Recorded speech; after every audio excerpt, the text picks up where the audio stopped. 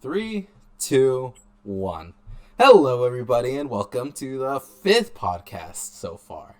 Yeah, this is the fifth one, and I have my I guess introduce yourself, Patrick. Hello, I'm Patrick Yao. I, what do I say? You write things for a living. That's what you I do. I do write things. I try to. Sometimes it doesn't fucking work, and you end up spending 3 hours staring at a blank Windows screen. But No, but that's how. yeah, Patrick's one of the friends I've had since sixth grade, way back then, and you're really brilliant in a lot of the things you do. Um, You do art. You do. You Out are of our all the words, drummer. Our photo. The photo for you is when you were the drummer for our short-lived band, but we could bring back together one day. we should. It would be awful and horrible, and it would be amazing. And I've gotten better at bass, so hopefully we'll sound as horrible as it did last time. Right.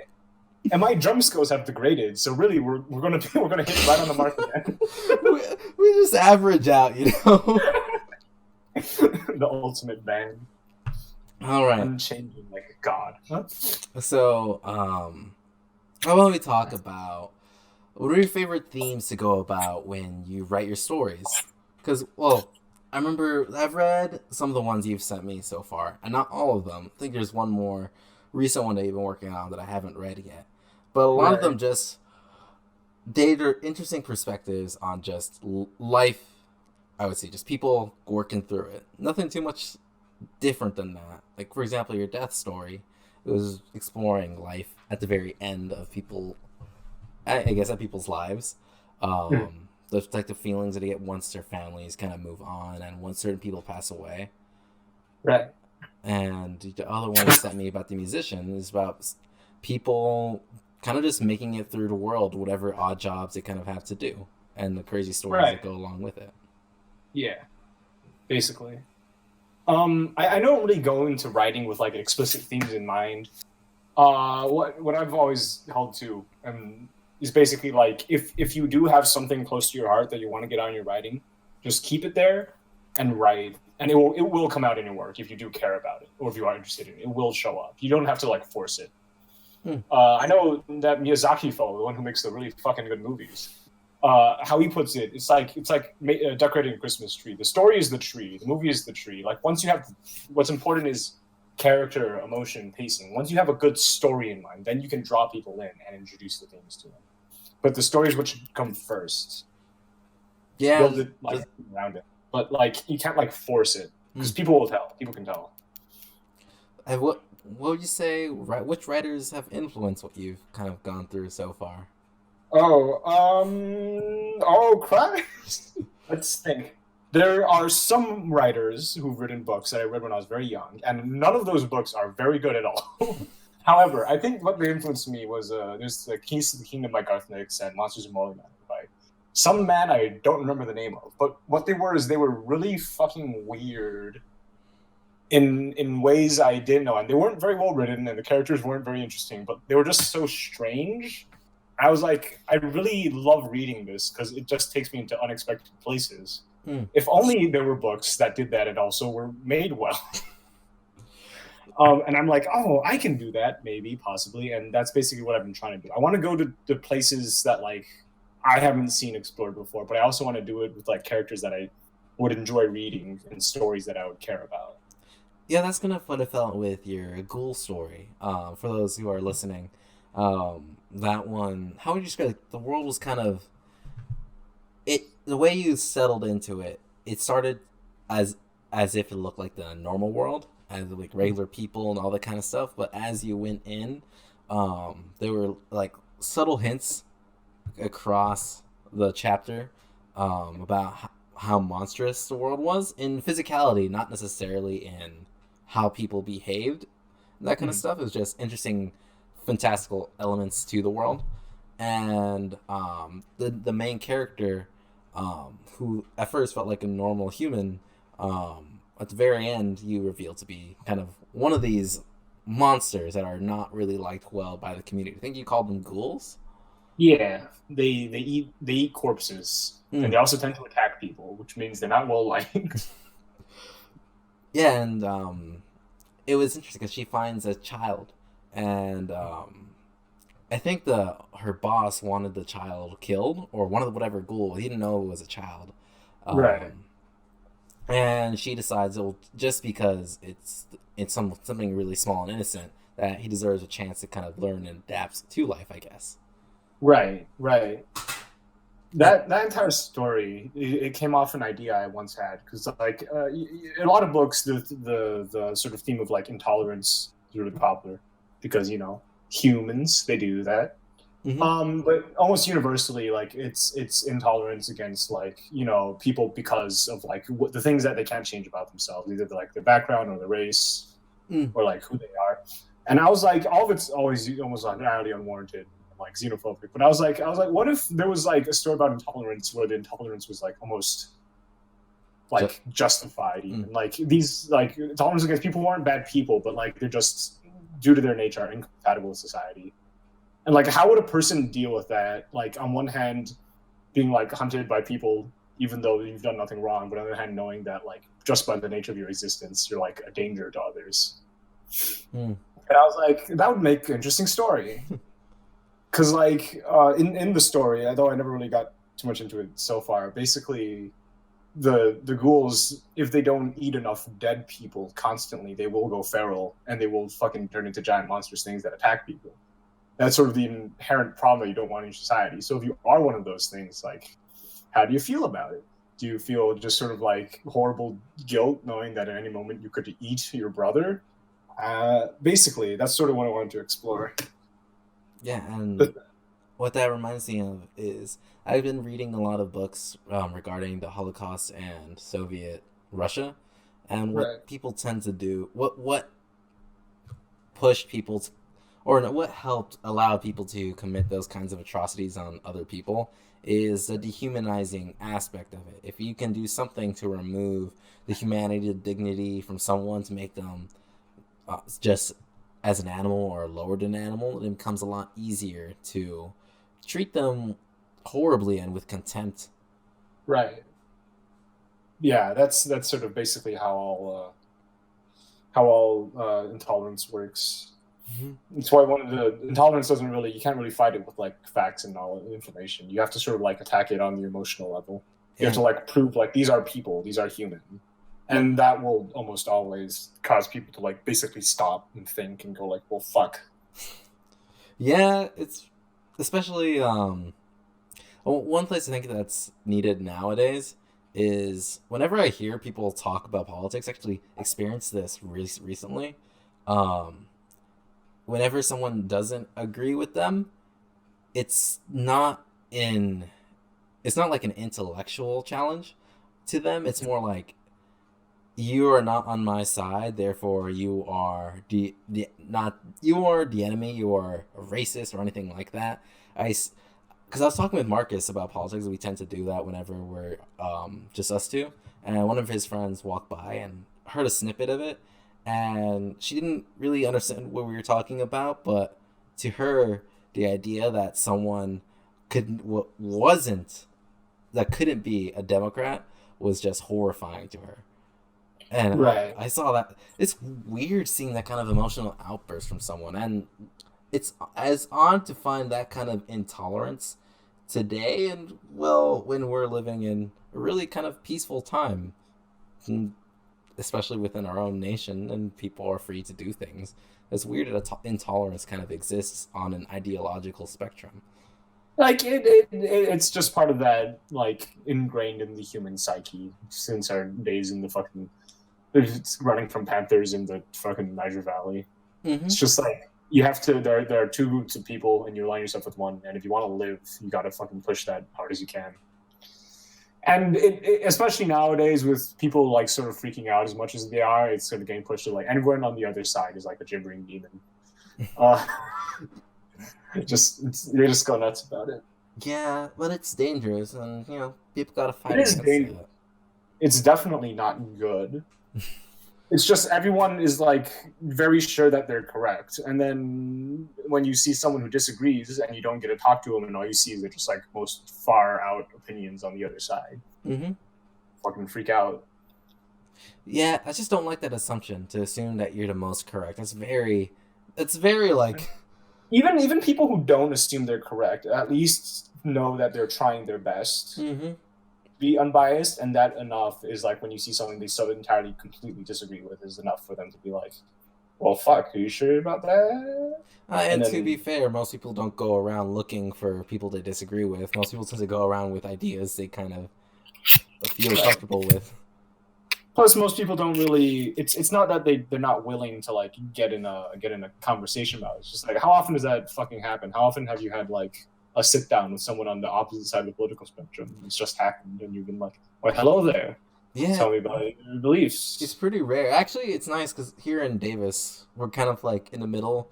A lot of the Bay Area NorCal kids come here, and then we have all the Central Valley kids here too. Right. So you can who like one of my friends up here. His name is Henry. Um, Honestly, he's one of my first kind of experiences into conservative thought because well, very well back in high school, I think everyone, for the most part, aligned themselves on the left side of the spectrum. I And think there was that one kid who I don't remember the face or name of who was not, but yeah, there's just like the one. well, yeah, but that adds to my point. It's just the one. There's really not Right. too much examples, no exposure, at least growing up where we did. Yeah. And I don't know, I think it's a general good rule of thumb to try to push your boundaries if you don't understand or agree with something to learn why you don't, at the very least, so you can build out your understanding of where you are and make it Right. better, more well defended, or to see if there's something about it that's wrong and it's not a good point on the other side. The main problem is there are just so many important things and so many like stances you can take in so little time. You can't focus on everything. Mm-hmm. As a rule of thumb, it was just like if I really want to take, I ask myself, do I really want to take a really firm stance on this? And if it's yes, then fucking go fucking research the other side as thoroughly as possible and figure out why they think that, and see if I change my mind or not before I take any sort of firm stance one way or another. Yeah, see, I don't think most people have that rule of thumb. Right, because one, it is time consuming, Mm-hmm. especially if you're opinionated on a lot of stuff. You only have so many hours in the day. And you got to fucking go to work, go to sleep, pick up your kids, all that jazz, and you can't like spend the next 3 weeks researching gun control to make sure you have it all down. Yeah, I've been So people think finding that really because I have work throughout the day, so I don't really get time to read. So when I come home and I work on the podcast and channel stuff and the website, right, it's either I devote my time to art or web development or music or something to develop for the channel, or I spend the next few hours reading. So right, I had to kind of like allocate. Okay, this day is gonna be working on channel stuff, so I can grow on that. But on top of that, I need to read so I can build out my channel stuff more. right. So, And that is why a lot of people who try to keep informed they generally follow news outlets because they mm-hmm. give you the news in small condensed form. But then the problem with that is who makes the news? Everyone at the news is biased in their own way, so everything you're getting is biased in some way. Yeah, So but it's like it's a choice between efficiency and accuracy, and no one can go all the way on either. I think the bias isn't the worst part. I think it's okay if they're open about their bias, but the bigger problem is when people try to present themselves as unbiased when they're totally biased as hell. Right, like nobody, like no large news company has ever presented itself as biased. CNN tries to present themselves as unbiased, but No, no, they're no one clear presents biased. themselves No, as yeah, no one presents Fox themselves as News biased. is biased towards right leaning issues, and New Yeah, York but they'll never Times say it. announces themselves as a liberal news outlet. Right, And then also you have Breitbart, which is outward, like they announce themselves as a right leaning outlet. Same thing with right, HuffPost and Vox, but towards the left. Like there are those outlets which, if you're going there, you're going to get the left spin on the news. right. I'm also annoyed by when someone presents themselves as a news source that's unbiased and just the facts, and then everything there is opinion and spin. That's fair. That's fair. Like the fact zone. Mm-hmm. Oh, what a fucking.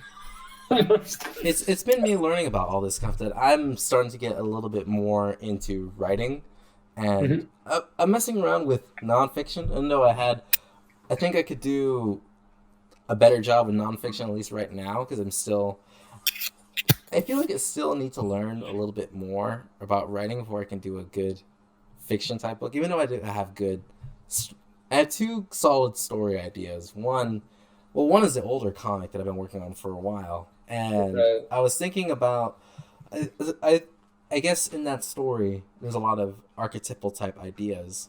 Um, Hmm. One that I actually realized I didn't know it was an archetypal type idea until I was listening to a Jordan Peterson lecture about it.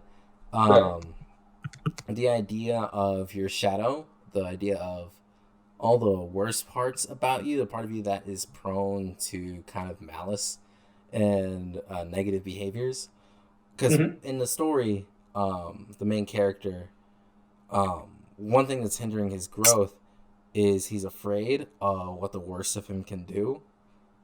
And even though those emotions do carry benefits with them if he can harness it correctly, he was really fearful for a while of if he tried to incorporate them, they would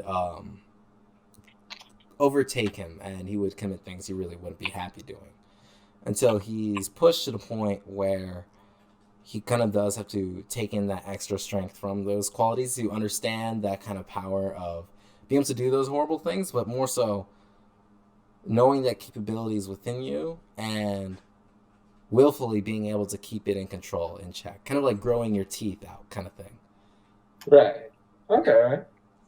And it's an important thing for people to be able to do, to be able to, because let's say you're nice because you're naive and you don't really have you don't feel or you don't know if you have any of those kind of negative tendencies within you, then you're not necessarily strong. Someone pushes you back and you don't have that ability, that strength there to fight back. Well, you're going to be kind of out of luck there. But to understand those kind of capabilities within you and be able to harness them properly, so when someone pushes against you, you can push back just as hard. Like just Hmm. stand your ground, that kind of thing is important for growth as a person. Yeah. That makes sense. Mm-hmm. And I guess The- the other point I like to push because I find this really interesting is what happens when you push people towards their limits, like right. physically, mentally, emotionally. The type of people that they become, the choices that they make. Hmm. Right. That's effective storytelling. Mm-hmm. It's you have to make one big part about like having character happen and is you have to make them make choices because seeing what they do, especially under what circumstances, one of the most effective ways of telling the reader this is who this character is. You know, the kind of person who does this. And like when you do push people to their limits like that, that can be really telling to the audience. And like, oh, I understand this character, or at the very least, I understand sort of like who they are. No, yeah, because it's interesting when you have a character with who at the outset, let's say they had this certain moral framework, and then you put them in situation after situation to challenge that, and to see Right. where they go after if they hold firm to their beliefs or do they Or do cave. they? Yeah, basically, who is this person underneath? Actually, one Also, one character that I like that is Vegeta is the one from Dragon Ball Z is a character right. they kind of push the most in that kind of direction. Well, Toriyama does it because he comes at the outset as just this completely evil guy, and as more and more interactions happen with the main cast, um, he's pulled towards the side of actually being a good person, and slowly he comes to realize he kind of likes it, which comes into very strong clash with who he felt he was, and it results in one of the best battles between Goku and Vegeta in the last saga, the Okay. last major arc of it, and Vegeta in the end coming to terms with who he has become and recognizing that the person he was before was in the wrong. Hmm. And because of that kind of whole narrative arc, which goes along the whole series, um, in the fandom, it's widely agreed upon he's the most nuanced and developed character in whole because of it. Because in Dragon Ball, most characters tend to have a flat arc. Right. They change the world around them Mm-hmm. as opposed to the other way. It makes sense. How do you Yeah. feel No. about the flat character arc? No, it can be used very effectively. There's a video about this that probably everyone who's interested in the story has watched, I think. because I'm a normie. But there's a video by this guy called Writing the Screenplay, which lays out like the basics of it really well with the flat art. Basically, it's like it's the character who sort of sticks to their beliefs, and it's the world around them which changes, and that sort of provides the catharsis for the story. Like, have you seen Paddington 2, the greatest movie ever made? Is that the bear? Yeah, that's the fucking bear. I've only seen the first one, but no, I haven't. Basically, Paddington is a flat arc. Paddington as a character does not change. He's kind and polite, and he's a wonderful human bear being. But like when he comes into a place, it's like cynical. It's broken apart. And he sort of like through the sheer power of him, he sort of brings everything together by the end of it, and that's what makes it an effective story. I used to go on. Yeah. No, that was basically. I was going to say more so with Paddington 2, but that's because he gets sent to prison, and he turns the prison into just a beautiful pastel wonderland, and it's amazing. I used to think that Captain America was mainly a flat character arc in the Marvel movies, and I guess his feels kind of more like a fall, in the end of watching them all. So he starts off in first movie firm to his beliefs on freedom and all kind of core kind of American values and what he wants to stand up for. And every movie that happens afterwards, so be it Civil War or Winter Soldier or Infinity War, those beliefs are continuously challenged. And at first I thought like he stayed firm to them, but I noticed in Infinity War and Endgame he's kind of worn out from being that person, which is right. Which is why he gives in. Well, yeah, he gives into his desires at the end of Endgame and goes back to enjoy rest and peace with the one he loves. Because at the beginning, he thought that being at this time of war, that was a person who he was, standing for the people he believed in.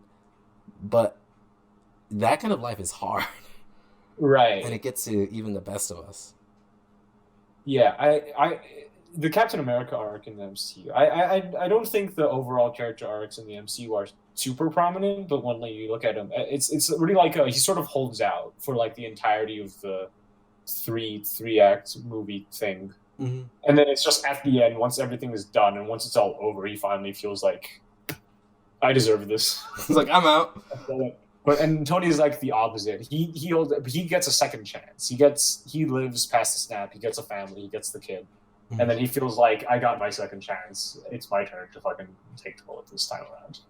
Well, that's been his whole character arc the whole damn time. Because in the beginning, he was a loose cannon, only fought for himself. And he realized, in the first movie, he realized what he's been doing wrong. And he tries to become the hero, to stand up for people. And that he stands up for more and more people and sacrifices himself more and more with each movie afterwards. You can see it in Avengers, and then more so when he meets Peter Parker, and then he gets his break. He gets to actually relax and be happy with Pepper. Yeah, it's Tony Stark is like the fucking. Normally it's Peter Parker, but this time it's Tony Stark is the fucking motivated by guilt. First it's guilt for what he does, and then it's the whole PTSD trip in the third movie, and then Civil War is just nothing but guilt. Ultron is just, I need to protect the world from not dying. Just everything is just like him, like trying to keep everything together, try to fix everything. He wants to keep people happy, right? And he also wants to stop feeling like he's murdered a bunch of children. Yeah, that's brought up so many times. Yeah, it happened in the beginning. It's what did the Civil War. It's partially what does the Ultron, because he's like, I can protect everybody. That's basically him. I bet that's also how he feels when Peter died. Yeah, and that's also with Peter. Like, I couldn't save him, and now I'm going to go do the thing in space. And I'm curious where Peter's character arc is going to go. Because, it started... Go on. Right, like, normally Peter Parker is all, like, responsibility and such. But Benjamin Parker's not really a huge presence in the MCU right now. So, it's sort of open to where it could go from here.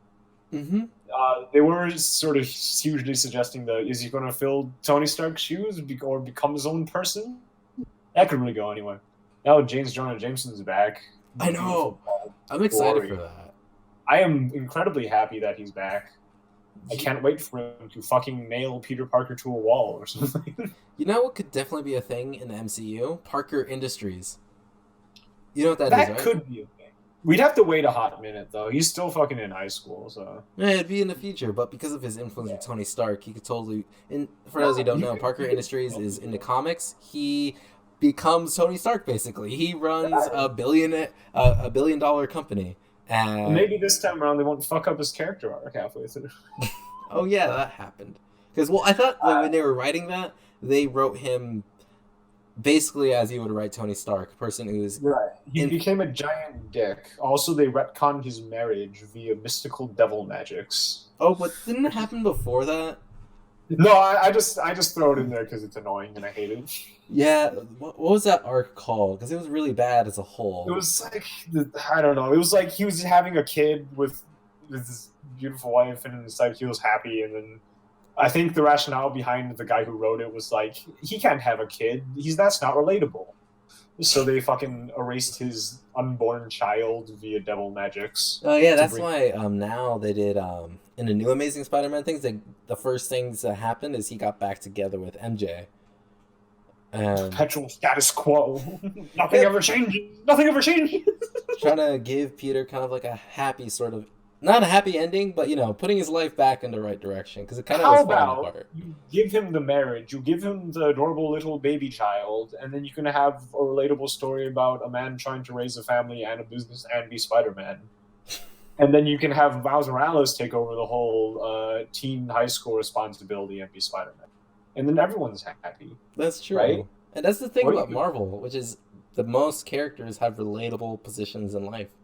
Right? No, yeah. Marvel is all the comic book characters have been written by so many goddamn people, and each author has brought in their own spin to the character. So it's hard to sometimes it's hard to nail down exactly what a character is. But Peter Parker, it's essentially just relatability Hmm. and also screaming because you have homework and also a date, but you have to be Spider-Man. Well, I think being Spider-Man would be pretty cool. I would take that. I think it's like you just seen this, right? Mm-hmm. I think that's why the movies nailed for me was just the horrible screaming nightmare that is Peter Parker's life. Just like him trying to ask a girl out in Europe, but he keeps getting dragged into a multi-dimensional conflict involving lava monsters, and getting horribly embarrassed because he gets pictures taken of him with his pants off while trying to be Spider-Man. I thought that was just great. That was better than the actual fight part of the movie. Yeah, that actually is pretty great. The fight was really cool, though. The fights were great, but I would have rather take another hour of Peter Parker's living nightmare. Oh, okay, so are you more of a slice of life kind of person, or do you for kind of the action I kind of hero type story? I like just people being people, and I like seeing just like human reactions to things. But I also like giant screaming mind dragon disemboweling your unconscious. So I prefer slice of life plot structure, but I like the sort of like fantasy sci-fi action elements. I You guess know? I get that feel from some of your stories. Yeah. I just I what I look for in a book is like seeing ideas, seeing concept, like location, sci-fi, fantasy. But I also find that that's not what I enjoy in a book. What I enjoy in a book is how good the characters are. Mm. But I just want one with just both, man. It's fucking hard. All the writing is bad. I love this quote from you because you tell me how you deal with the writer's block is you go to a bookstore, you pick Right? up a book, and you read it, and you realize how bad the writing is, and you're like, I just to be better than this. Yeah, that is not my quote, but it was one I read. I was like, it was from some writer, and I took Mm. it to heart because it's so true. There's so much fucking trash. So why do you think all these people get published? Because publishers don't. Okay, I'm not trying to like slam on anyone, like just writers in general, because it's probably not as bad as I'm making it out to be. But like, publishers don't publish based on quality. Well, they do to some extent, but publish what will sell because it's a Mm. fucking business. That's what you're supposed to do. Mm-hmm. And sometimes it can be judged what can sell, and they have to sort of make that call. What is marketable? in Hmm. like this current era? What do you know sells well? And sometimes that's like if you have like the sci-fi young adult kind, like after Hunger Games there was fucking a billion young adult murder sprees going on across the What, bookshelves. like Maze Runner? Fucking Maze Runner, fucking Divergent piece of shit book. Oh yeah, Just all Divergent. I don't. Divergent was where people are split into like personality. You know how Divergent they is have where one everyone personality has trait. one personality trait except for the main character, who has more than one and is therefore special and also immune to mind control. What It the? was the worst thing I've ever seen. Okay, it's close. But the problem is it sold really well. Those kinds of books sold really well. And the publisher's like, what kind of books sell really well? Young adults murdering each other. We're gonna publish that. And they're right, because that's what sells.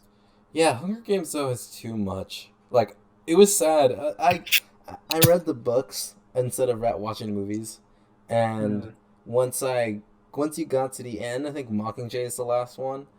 right. Um, it's like, the characters were actually really well written. I enjoyed the different ones that were brought in. It's the different fighters or Right. contestants. Because once you start to learn the backgrounds of the past champions, what they had to get through to kind of win and be there, Mm-hmm. um, and also the abuse that they endured from the elites after they won, it Right. it was really it how what would I say? What's the right word for it? It's like it's really touching to see the type of person that they are and have it on full display. And just, they're real people. Like you're not. It's just not like just a stereotype of a character. No, it's a real good person in there. Okay. And but I will then be to see honest. them die horribly, really, Yeah. like they just killed everyone. It was like some Game of Thrones Red Wedding type of thing. I'm going to be 100% honest with you. I don't fucking remember what happened in Hunger Games. I read it in middle school and I don't remember a single thing. So that make what you said makes sense though. Mm, That feels right. There was a man named Peter Bread, right? After pizza. the bread, he was the baker. Yeah, he was a baker. Was that a joke? I just realized this. Was that an inside joke I was not aware of?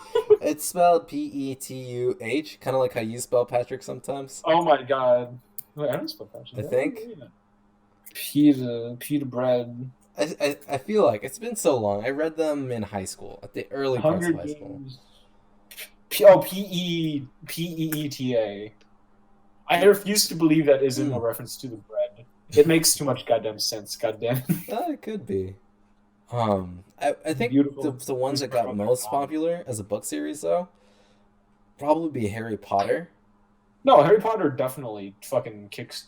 Harry Potter started its own like subgenre of like, oh, teenager goes to a school of wizards or aliens or powers or whatever. Personally, I felt Percy Jackson did it better. I I cannot answer that because I've never. wait, you never read Percy Jackson? I've read it. I never read Harry Potter. Oh, okay. Wait, I how have did you never read Harry Potter? I don't. I read a shit ton of books when I was a kid. I even read the entire series of fucking Peter Oliver. I don't remember the name. It was like a. It was basically the same genre of Harry Potter, but I never read Harry Potter. I don't know how. I don't know why. I don't know how that's possible. Holy crap! I know, Everyone read right? Harry Potter. I read so many goddamn books. I don't know how I missed that one, but okay. Like I remember in elementary when I used to read way more. What I would do was I just go into the library, see what was like 4 grade levels at least above my own, and read it. I just went in the library and tried to coolest cover because I had no idea what any of those books were. So I was like, they say not to judge by the cover, but what the fuck else do I have? You know? There was one book I was gonna read it, but I never got the chance to. It was like a college level book in our elementary school library, and it was like 1,000 pages. I was like, I'm gonna read it, and I never found it. It was really sad because Oh, man. they had a Oh, list. They had like color coded all the books by grade level, and I was reading beyond 12th grade level early on, and I was always picking books from that section, except when I wanted to read books for fun, like right. Aragon or stuff like that. Aragon was another. I've also never read Aragon. I would. I've had a chance with it. Mm, I see. Aragon's interesting because it's the first book that has the most interesting. That the characters feel the most fleshed out and feel the most real.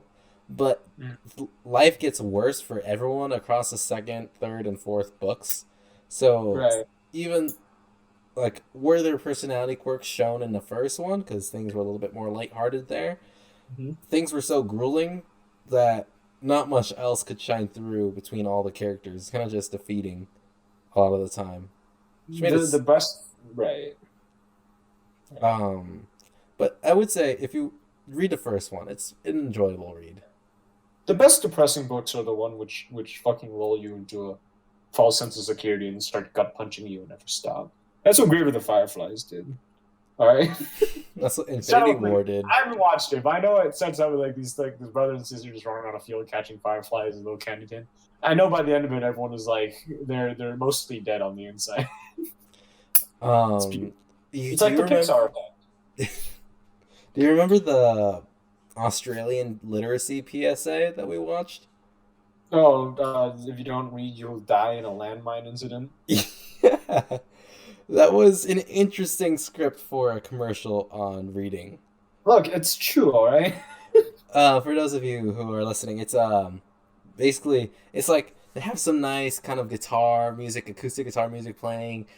These teenagers just jump out the high school, get in a van, go to the beach, have a nice time, and then they all blow up in landmines because apparently they didn't read that there were landmines on the beach.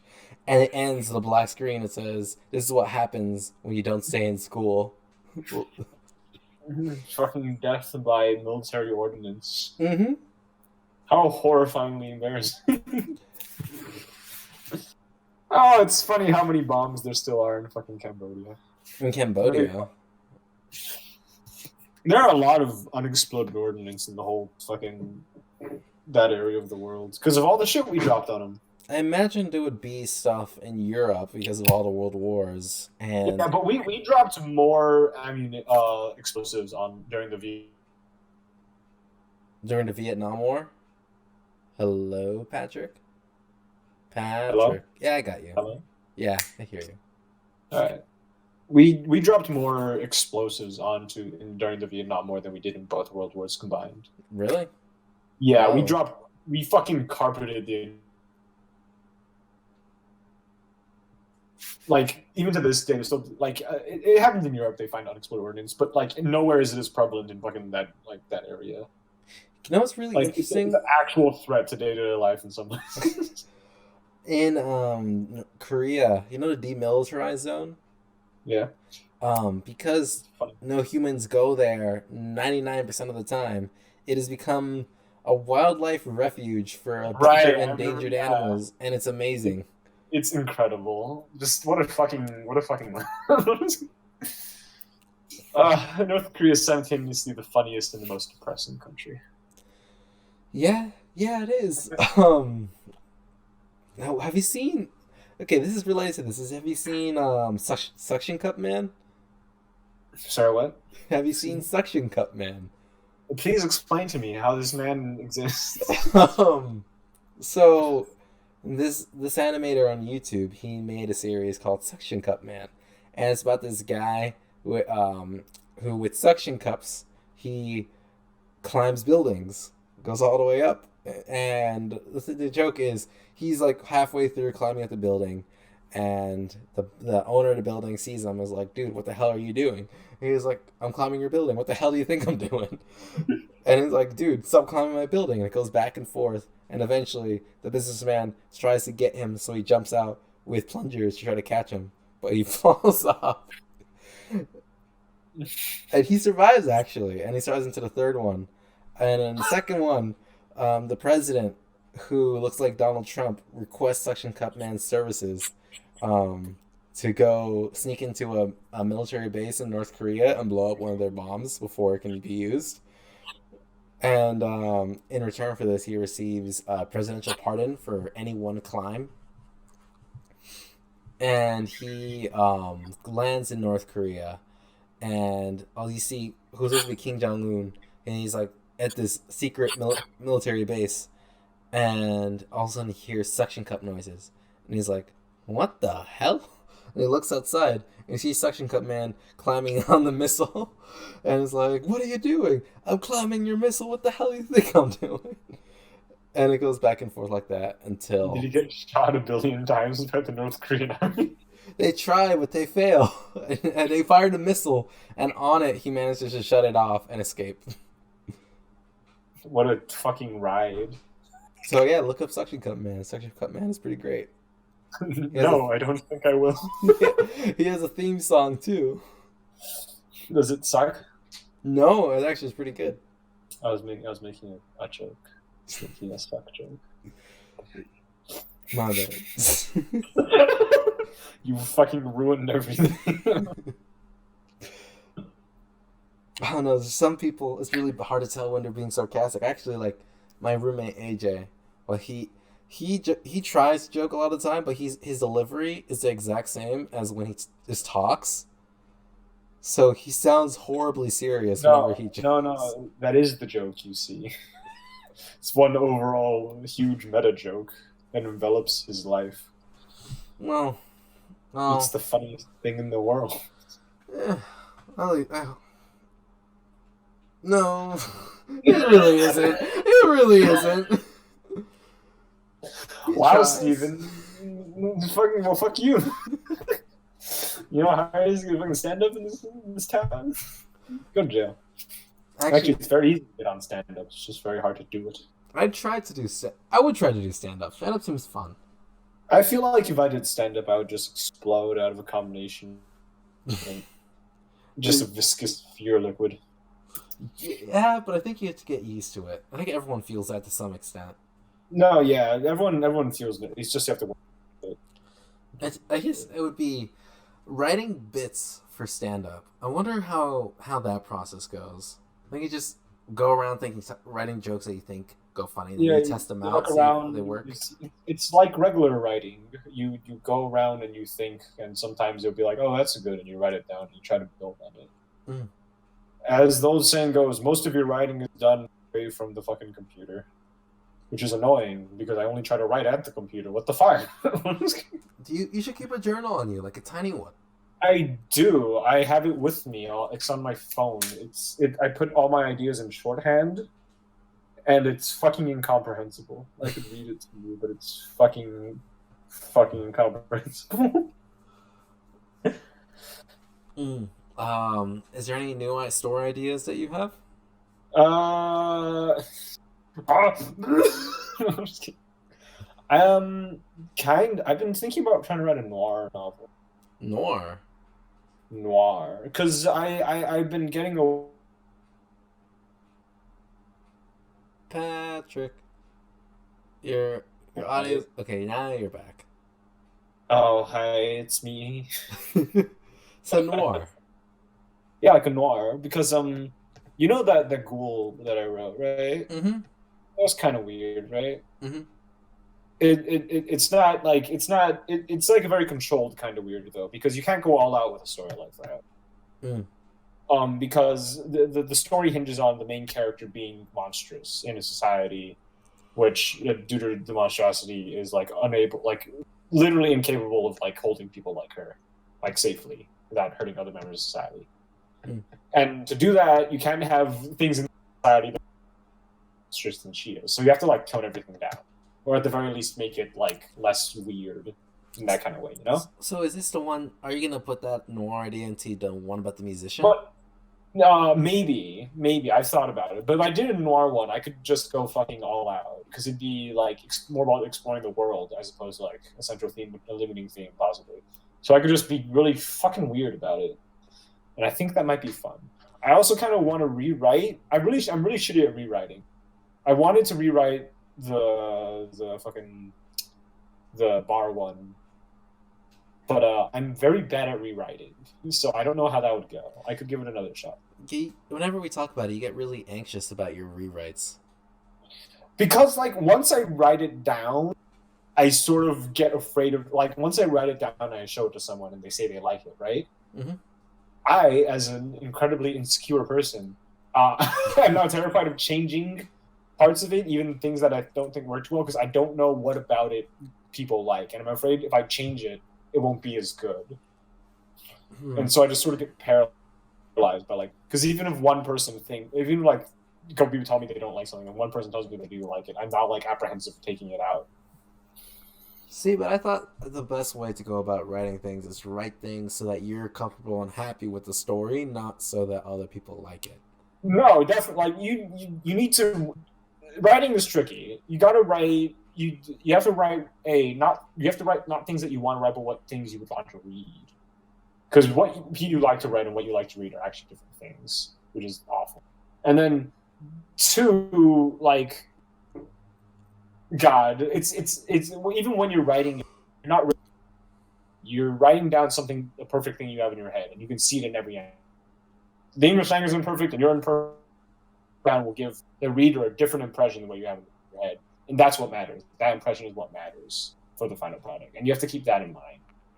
No, It's fucking mess. definitely. I remember when I used to read a lot more. I haven't found it again yet, but when I would read a book, a fiction book, and if I would really enjoy it, if as I was reading along, the world appeared in my head, and Right. it just honestly it was more so like a movie. It wasn't me focusing on the words themselves, but as I was going along, I can go fast or slow, but I tend to go faster.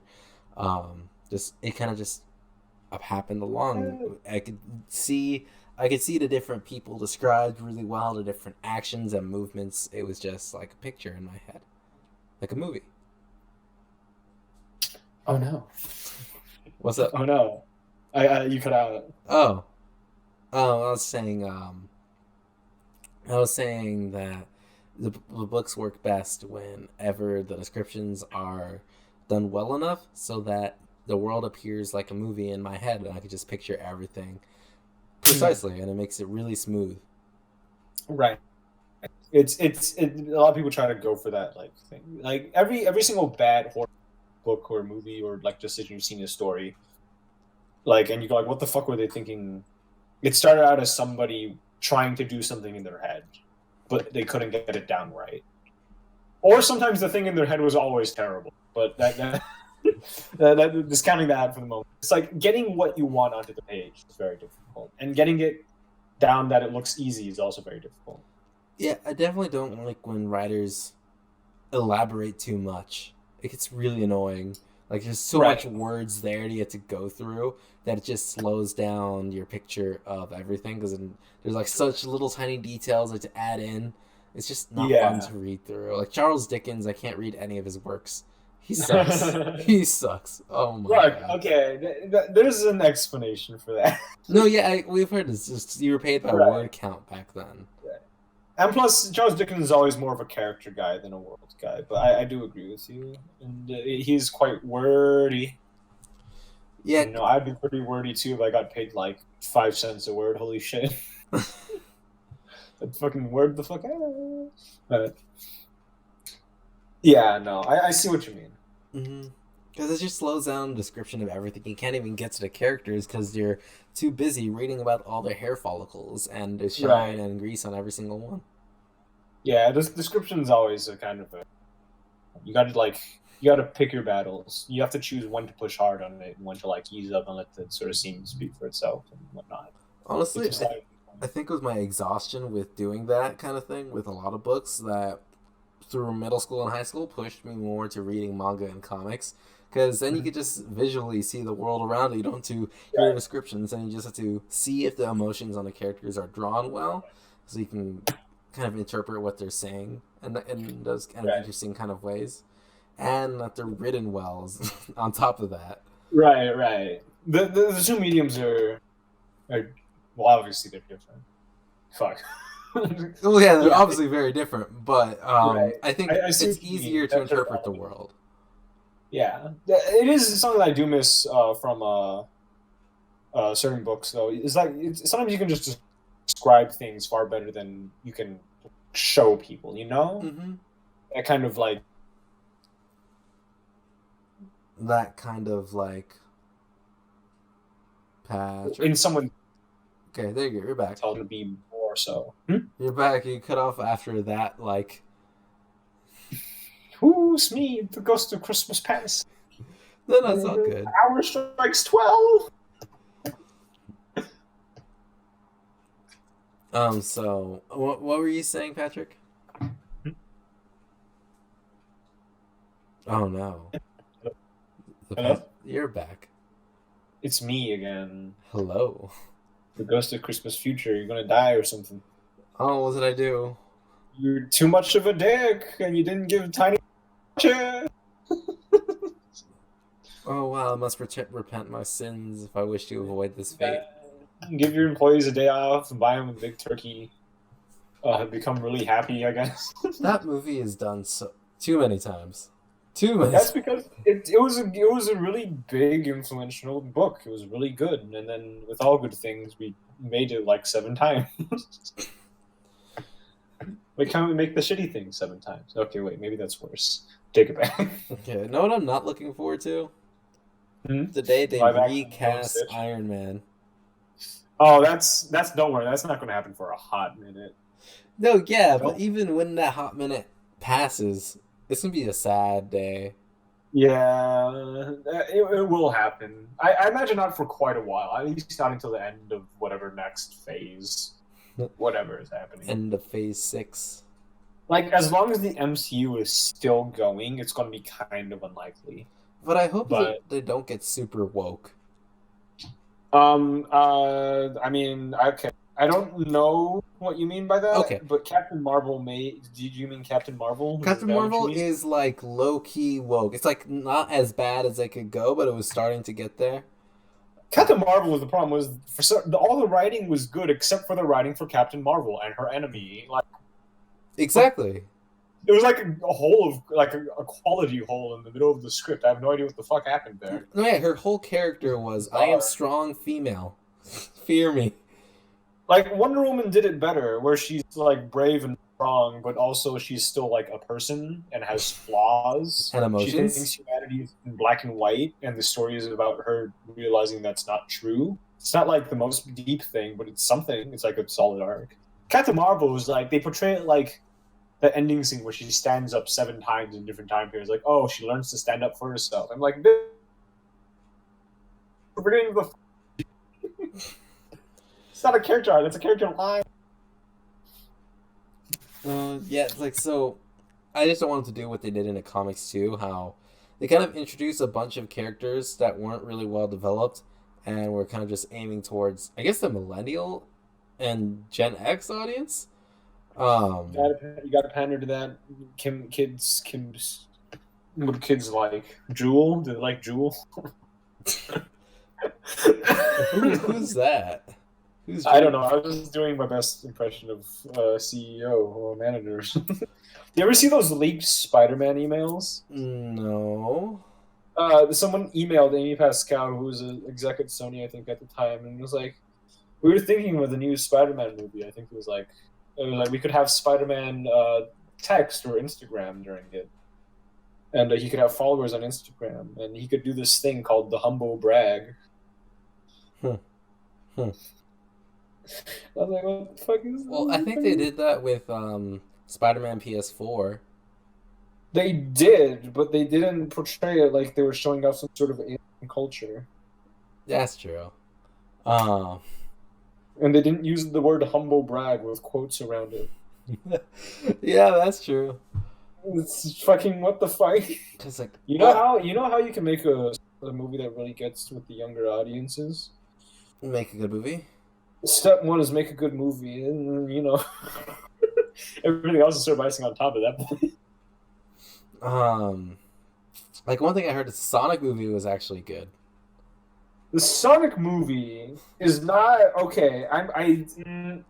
The Sonic movie, I liked it. Some parts were kind of funny, but I'm not sure if I would say it's good. I did find it enjoyable though, for what it's worth. As a video game movie, do you think it did a good job? As a video game movie, it's definitely better than. I mean, what's the competition? Detective Pikachu. That's it. Pixels? Fuck. Oh fuck. Oh Jesus. What's that actor's name? I can't remember. Adam Sandler. Yeah, Adam Sandler. Apparently, he used to be a good actor. No, he is a good actor. He's also really funny. It's just all of his comedy movies, he fucking phones it in for 1 hour and 40 minutes. You want to watch Adam Sandler not give a shit for 2 hours? You can pay and watch it. Yeah, Like, he's funny. He goes on the talk shows. He makes the jokes. He has good timing, good delivery. He's funny. He acted in Uncut Gems, or I think it was called, and he was really good in there. mhm. It's just when he makes an Adam Sandler movie, pile of bag shit. And he makes a bunch of them too. He just gets people to screw around with. Like a lot of his movies now Yeah, have Shaq, and Shaq's yeah. actually pretty funny. He just gets all of his friends and all the people he wants to hang out with, pay $2 million to fuck around on screen and not care, and then he goes home. Yeah, and I assume they pay out because he makes a whole bunch of them. Yeah, no, he gets paid by the shitload. All of his friends are in his movies. They all get paid by the shitload. It's a fucking money laundering scheme, I swear. Kind of reminds me of all the damn, what's his name? The living rock human, Dwayne the Rock Johnson. That one. The living rockman. Yeah. That fucking kicks your wall down and demands. He has so many movies all the time, and he's always the same character.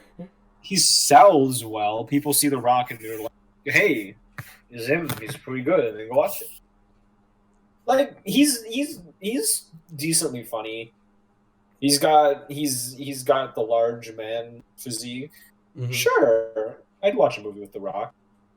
I have watched a movie with The Rock. I've seen. Have you ever seen that Hobbs and Shaw Fast and Furious stuff? No, but I've heard It's things the about one where about 100 like islanders pick up like wooden clubs and axes and like fight paramilitary soldiers. it.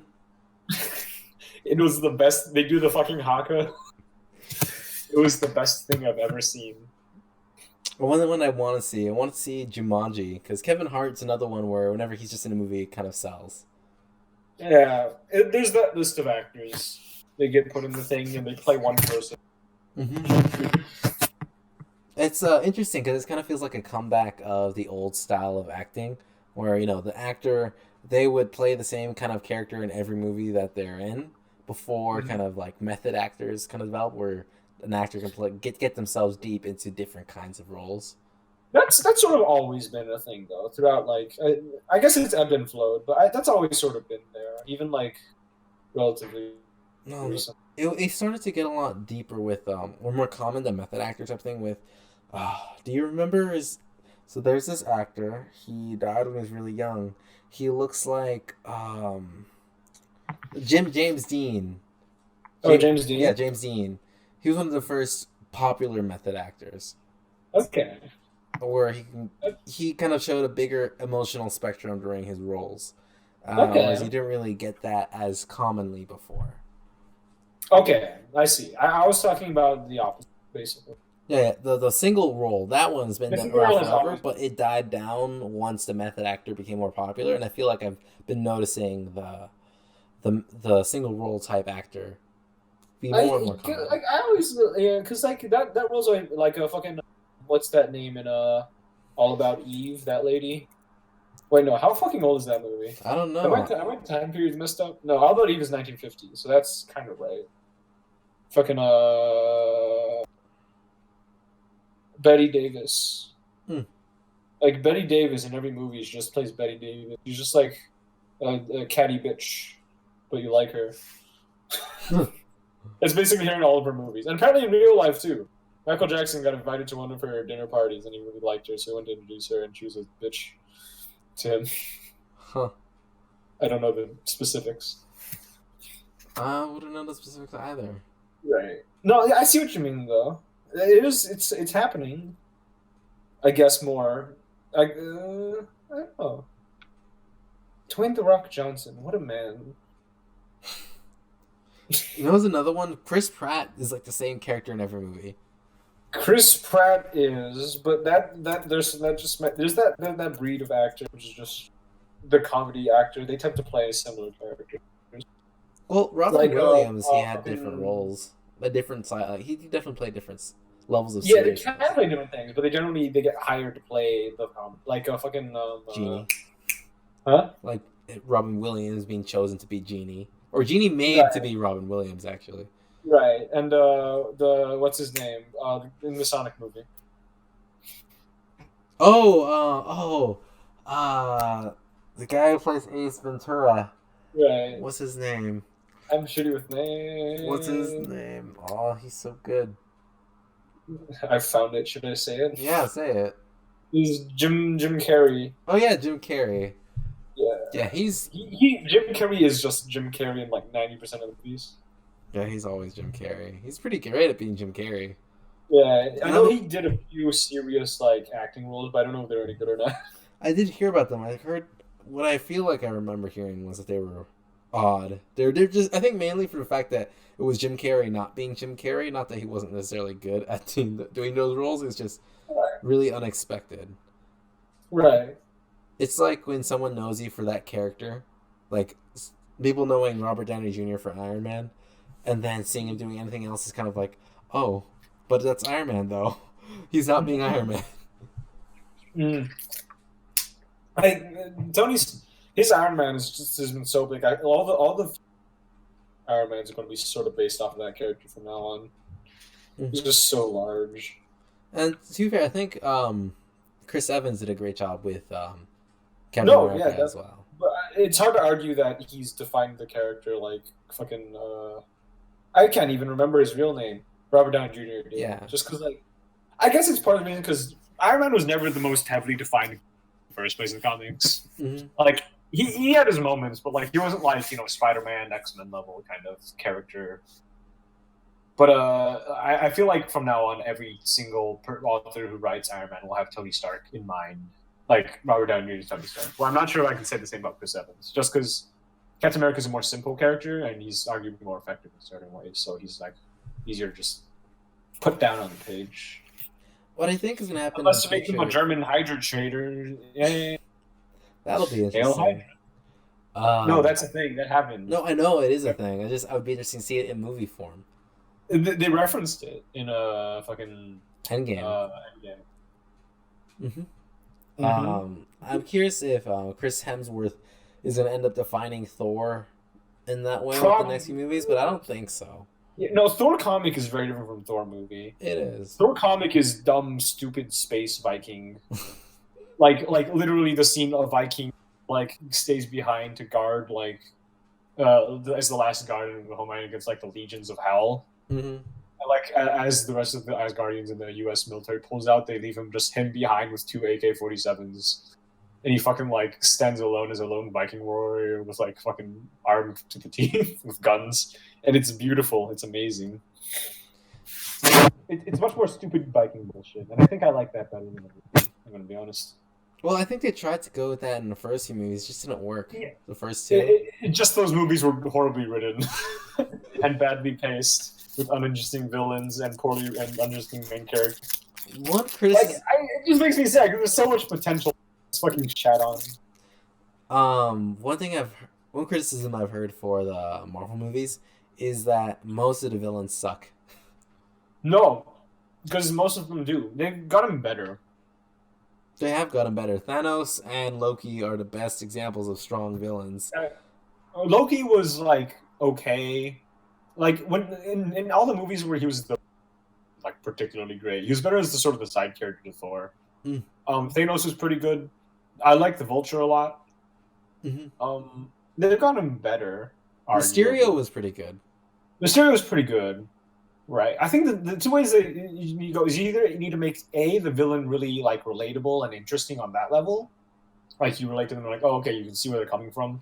That's your Thanos and your Vulture. Or you need to make them really fucking hateable in really weird and interesting ways. Like a fucking Mysterio fills that a bit. He's interesting and charismatic in his own way, and he's not relatable, but he's fun to watch. Yeah. Or you could have Ghost from Ant-Man and the Wasp. Oh, I don't remember him. I did see that movie. Just nobody remembers. No one remembers that movie. It was. I'm so mad they fired the original director firsthand. Oh, really? Yeah, it was the guy who wrote Shaun of the Dead. Mm. He's a great. He made Baby Driver. He's really good, and I was really excited for him to make Ant-Man, but he left. that one scene where Ant-Man fights the Falcon or whatever. You know, I did enjoy Ego, the Living Planet dude. No, yeah, he was fun. He's just Like, villains either have to be like really relatable, fun and interesting, or hateable / terrifying and interesting. it'd Just be give me one of those. it'd be nice if the villains lasted longer in a movie though. No, definitely that. We have like 2 villains that have lasted. I think we have like 2, maybe 3 villains that have lasted past one movie, and then I think 2 of them are dead. Baron Zemo's coming back. Baron Zemo's coming back. The Vulture might come back. Oh god, the Vulture's coming back in fucking Morbius. Oh no! Oh no! He is? The Morbius trailer had him in it. Sony's basically holding Disney a gun. Like, let us into your highly profitable cinematic universe. We're gonna fucking pull Spider-Man, motherfucker. Well, I think it would be best if they made good movies first off. Like, Sony, God, I know people are like, they made Spider-Verse, maybe they're good now. But that's like, what? That's 2 good movies out of so much giant piles of trash. Fucking the Emoji Movie. Oh, I forgot that was a Sony movie? They made the Emoji Movie. Oh. Well, made is the wrong word. They fucking shout out the Emoji Movie. Huh. The 2 good movies I know they've made in the past like decade is Spider-Verse, which was really good, and Blade Runner 2049, which I really liked. Though I know some people think it goes on for a while. I still haven't seen that movie.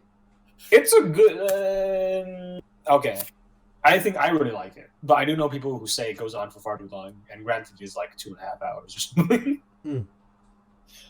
Also, they made the new Ghostbusters, everyone's favorite. Oh, that one. Remember, they make a queef joke. They do. Oh, queef jokes are not even like queef jokes are like weird normally. No, in they the first say place. it's funny because it comes out of the vagina.